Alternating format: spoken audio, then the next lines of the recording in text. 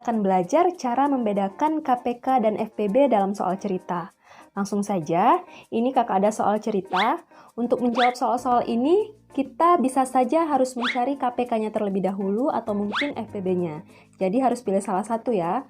Sedangkan di soal, kita tidak diberitahu secara langsung apakah harus menggunakan KPK atau FPB. Lalu bagaimana cara membedakannya? Cara yang pertama adalah kita harus perhatikan dan pahami dulu apa yang ditanyakan dalam soal.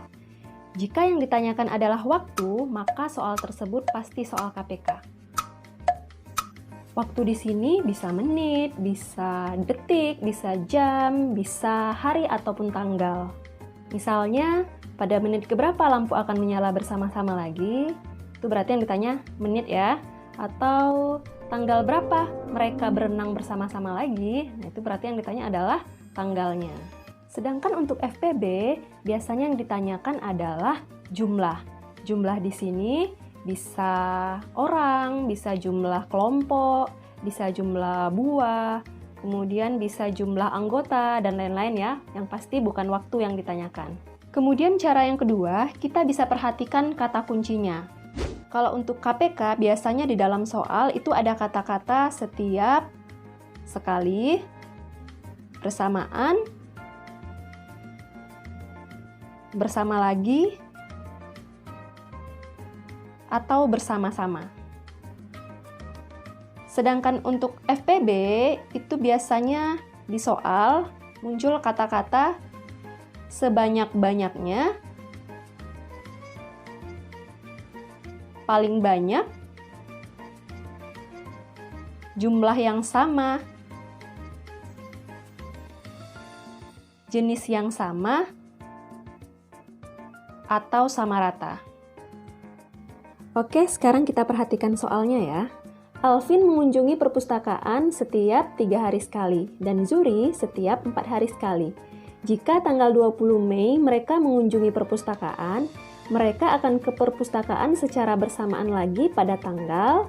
Di soal ini sudah jelas ya, yang ditanyakan adalah tanggal atau waktu.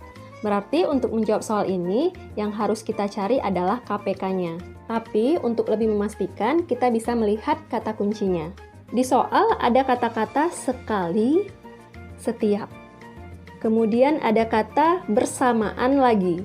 Jadi fix ya, soal ini adalah soal tentang KPK.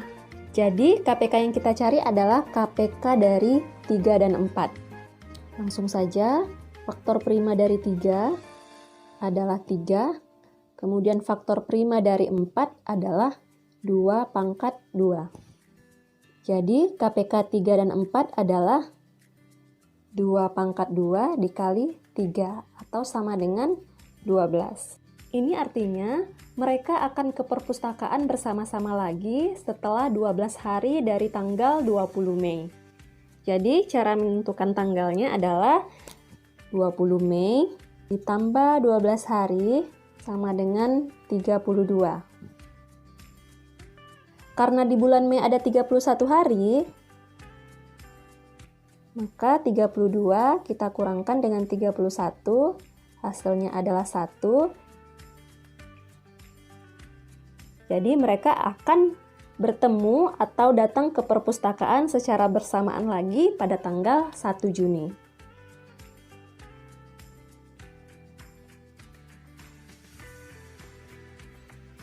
Sekarang kita lanjut ke soal yang kedua.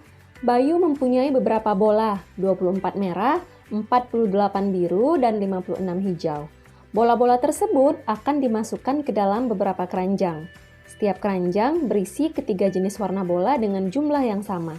Jumlah keranjang terbanyak yang harus disediakan Bayu adalah, di sini yang ditanyakan adalah jumlah, kemudian kata kuncinya adalah terbanyak atau paling banyak. Maka untuk menjawab soal ini, kita harus mencari FPB-nya. Untuk mencari FPB-nya, kita bisa menggunakan cara tabel atau pohon faktor. Terserah ya, mana yang menurut adik-adik lebih mudah. Kalau kakak di sini akan menggunakan cara pohon faktor dan FPB.